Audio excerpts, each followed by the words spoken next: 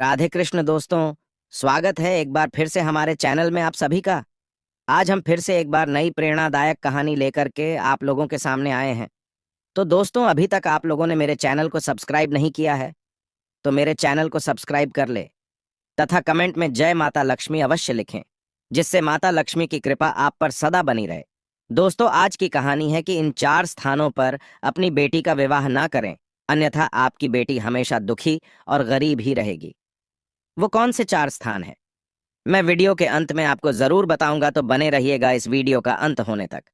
तो आइए आज के प्यारा सा वीडियो शुरू करते हैं। जिनके घरों में बेटियां हैं उनसे निवेदन है कि इस वीडियो को एक बार पूरा अवश्य सुन लें। एक शहर के किनारे एक गांव था। उस गांव से एक गरीब मजदूर पिता शहर में किसी बड़े सेठ के यहाँ काम पर जाता था, और उसके जाने के बाद उसकी बेटी उसको भोजन पहुंचाने जाया करती थी। जब वो स्कूल से आकर भोजन करती तो उसकी माँ कहती, बेटी जाओ पिता के लिए भोजन दे आओ। तो बेटी माँ के कहने के अनुसार अपने पिता को दोपहर का भोजन देने जाया करती थी।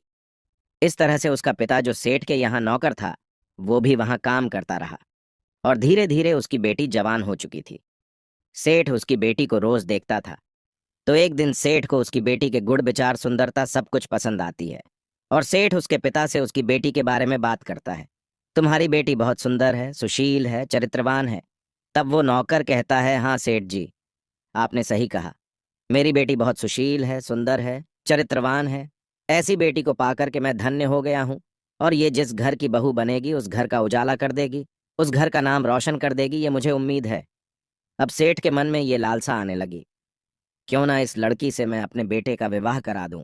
शाम को जा करके यह बात उसने सेठानी को बताई कि मेरे यहाँ जो नौकर काम करता है उसकी बेटी बहुत सुंदर है, चरित्रवान है, सुशील है। मैं अपने बेटे का विवाह उसी के साथ करना चाहता हूँ। सेठानी और उसके बेटे ने जब ये बात सुनी तो वह दोनों सेठ को बुरा भला कहने लगे कि पिताजी, बुढ़ापा आते आते तुम्हारी बुद्धि खराब हो गई है। तुम बिल्कुल अच्छे और बुरे का फैसला नहीं कर सकते हो। कहाँ वो गरीब नौकर की बेटी, और कहाँ हम उसके साथ विवाह करेंगे। सेठ जी कहने लगे, बस करो। चरित्रवान बहू घर का नाम रोशन कर देती है, अपने घर को स्वर्ग बना देती है, और मैं ब्याह करूंगा तो उसी बेटी के साथ करूंगा। बेटा और सेठानी इधर उधर बुदबुदाने लगे, बुरा भला कहने लगे, मगर सेठ ने किसी की न सुनी और विवाह तय कर दिया। विवाह का दिन निश्चित हो गया। अब गरीब किसान को चिंता सताने लगी कि इतने बड़े सेठ हैं, मैं उनकी खातिर खुशामद कैसे करूंगा। तब सेठ ने चुपचाप खुद ही पैसे भेज दिए और कहा कि इससे तुम मेरे बारात वालों की खातिर खुशामद कर देना। कहते हैं ना कि बेटी वाले से धन लेकर की कोई अमीर नहीं बनता, अमीर तो सिर्फ अपनी ही कमाई से बनते हैं। दोस्तों, बड़े धूमधाम से सेठ बारात लेकर के पहुंचा, और उस गरीब किसान ने भी अपनी बेटी का विवाह बड़े अच्छे ढंग से किया, और बेटी को डोली में बिठा करके विदा कर दिया। विदा करते समय पिता ने अपनी बेटी से कहा कि चाहे जान ही क्यों ना चली जाए, पर मेरा सिर कभी नीचे मत झुकाना। इतना कहकर के पिता ने बेटी को विदा कर दिया। खुशी खुशी सेठ अपनी बहू को लेकर के घर आया, मगर सास ने बहू का कोई स्वागत सत्कार नहीं किया। अब बहू घर में रहने लगी, मगर सास हमेशा बुरा भला ही बोलती रहती, हर काम में गलतियां ही निकालती रहती। और उसका जो पति था वह कभी अच्छे ढंग से बात नहीं करता था, क्योंकि दोस्तों वह किसी और लड़की को चाहता था और उसी के साथ शादी करना चाहता था। एक दिन उसने अपनी माँ से कहा कि मैं इस लड़की को चाहता हूँ, बिल्कुल हूर की परी है, बहुत सुंदर है, जैसे मानो अप्सरा ही आ गई हो, और माँ जी इसके पिता भी बहुत दान दहेज देंगे। माँ राजी हो गई और बोली, बेटा तेरे पिता के होते हुए हम दूसरी शादी नहीं कर सकते। दोस्तों, कुछ दिन बाद अटैक के कारण उस सेठ की मृत्यु हो जाती है। अब उस माँ का और उस बेटे का रास्ता साफ हो जाता है।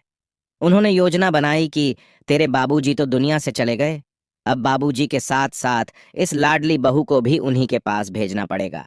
योजना के वजह से सास ने अपनी बहू से प्यार करना शुरू कर दिया। पति भी अच्छे ढंग से प्रेम करने लगा। बहू नहीं समझ पाई, वो सीधी साधी लड़की यही समझती रही, शायद कि माँ जी को मेरी काम पसंद आने लगे हैं। नहीं समझ पाई कि मेरे लिए जाल बुना जा रहा है। 10 दिन हो गए, तब सास कहने लगी, बहू तुम्हें मीठे में सबसे ज्यादा क्या पसंद है। तो बहू ने अपना मनपसंद गाजर का हलवा बताया। सास ने कहा, मैं यह तो बहुत अच्छा बनाती हूँ। और फिर दोस्तों, सास ने गाजर का हलवा तैयार किया और उसमें चुपचाप उसने जहर मिला दिया, और बहू से कहा, बहू भरपेट खा लो, आज खाने की बाद तुम्हारी तबीयत कभी खराब नहीं रहेगी।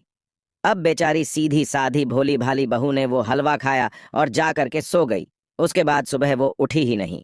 उसके पिता को फोन कर दिया गया कि तुम्हारी बेटी ने यहाँ जहर खा लिया है, हमें फंसाने के लिए इसको ले जाओ।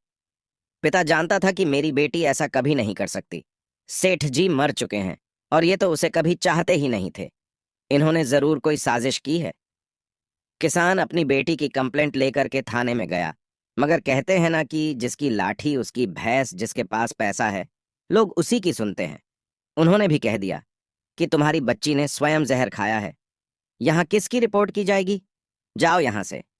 रोते बिलखते पिता ने अपनी बेटी का अंतिम दाह संस्कार कर दिया और उस लड़के ने दोबारा दान दहेज लेकर के दूसरी शादी कर ली। दोस्तों, इस वीडियो में मैं आपको कुछ बातें बताने जा रहा हूँ। हर माता पिता को विशेष ध्यान देना चाहिए कि इन 4 स्थानों पर अपनी बेटी का विवाह कभी नहीं करना चाहिए। पिता कन्यादान करने से पहले ध्यान से सुन लो कि बेटी ससुराल जाए तो किस घर में जाए, वहां उसका मान सम्मान रहे, प्रेम करने वाले लोग रहे। अपने दामाद में वो सारे गुण देखिए जो आपकी बेटी के योग्य हैं। नंबर 1, बहुत पास अपनी बेटी का विवाह कभी नहीं करना चाहिए। इससे रिश्तों में हमेशा खट्टास बनी रहती है, अनबन बनी रहती है। जो प्रेम होना चाहिए वो कभी उन रिश्तों में नहीं बन सकता, क्योंकि मायके में कोई अच्छी चीज बनी है। माँ ने फोन कर दिया, बेटी आज घर पर बहुत अच्छी चीज बनी है, तू आजा बेटी, तुरंत आ जाती है। और याद रखना दोस्तों, बार बार मायके जाने से मान सम्मान कम हो जाता है। भाभिया भी कहती है ये तो बिल्कुल पास में है, ये तो रोज ही चली आती है। इससे तुम्हारे मान सम्मान को ठेस पहुंचती है। इसलिए बेटी का विवाह पास में कभी नहीं करना चाहिए। दूसरा नंबर, बेटी का विवाह बहुत दूर भी नहीं करना चाहिए, क्योंकि कभी कभी ऐसी परिस्थिति आ जाती है जब बेटी को स्वयं ही अकेले ही मायके जाना पड़ता है। अब वो मायके जा रही है, कोई अनहोनी हो गई है, 2 दिन लग जाएंगे, तब तक जिसके लिए वह जा रही है वो तो चला ही जाएगा। 2-2, 3-3 ट्रेन बदलनी पड़ती है, 2-2, 3-3 बस बदलनी पड़ती है। कितनी परेशानी होती है उसको। इसीलिए बेटी का विवाह ज्यादा दूर भी नहीं करना चाहिए। और तीसरा, कभी भी बेटी का विवाह ज्यादा धनी घर में नहीं करना चाहिए। मायके पक्ष और ससुराल पक्ष बराबर ना होने के कारण कई बार ससुराल वाले बेटी के पिता को भिखारी समझते हैं और जीवन भर उसका कोई सम्मान नहीं रहता। बेटी के घर में बेटी को भरपूर इज्जत और मान सम्मान नहीं मिल पाता है और ऐसी बेटियों की निर्मम हत्या भी की जाती है। तुम्हारे पिता ने दहेज में क्या दिया? कुछ नहीं दिया। तुम क्या लेके आई हो? चुपचाप बैठो, जैसे कपड़े लाए हैं वैसे पहन लो। जो हम दे रहे हैं वो बहुत कुछ दे रहे हैं। ये सारा जीवन उस बेचारी बेटी को सुनना पड़ता है। और चौथा, हमेशा कुल गोत्र और जाति वाले के साथ ही विवाह करना चाहिए।